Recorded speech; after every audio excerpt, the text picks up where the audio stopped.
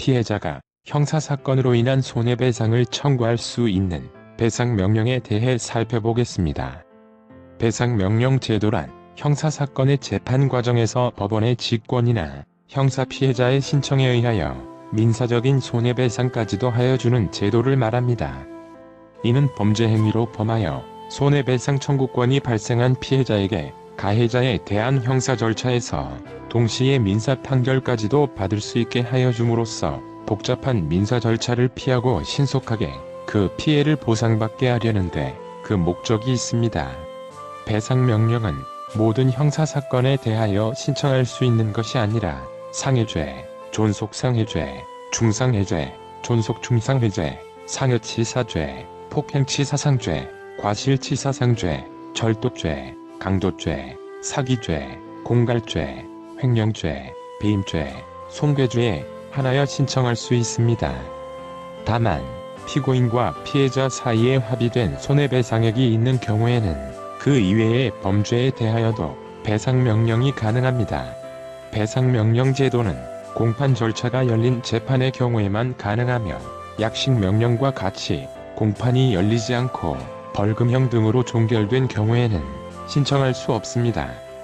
배상명령은 유죄 판결을 선고한 경우에 한하여 가능하며 무죄, 면소, 공소기각의 재판을 할 때에는 배상명령을 할 수 없습니다.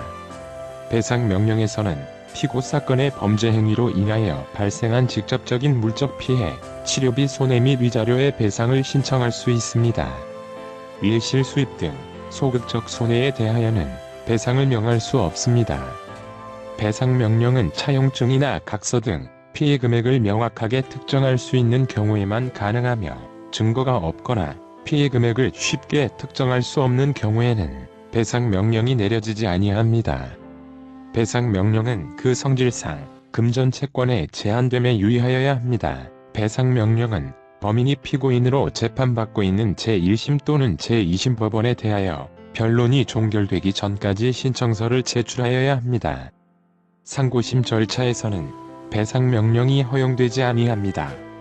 상대방 피고인의 수에 상응한 신청서의 부본을 제출합니다. 인지대 등 절차 비용은 국고 부담으로 하게 됩니다. 배상명령은 피해자 및 그의 상속인이 신청할 수 있으며 피해자의 배우자나 직계혈족, 형제 자매는 법원의 허가를 얻어 피해자를 대리할 수 있습니다. 배상명령이 확정되거나 가집행 선고가 있는 경우에는 집행력 있는 민사 판결의 정본과 동일한 효력이 있습니다. 배상명령에는 기판력이 인정되지 아니하므로 배상명령에서 인용된 금액이 피해자의 손해 발생 금액에 미치지 아니한다고 판단되면 그 부족한 부분에 대하여 추가로 민사소송을 제기할 수 있습니다. 지금까지 배상명령 제도에 대해 살펴보았습니다. 다음 시간에도 실무 경험을 바탕으로 이용하고 올바른 법률 정보로 찾아뵙겠습니다. 좋은 하루 되십시오. 고맙습니다.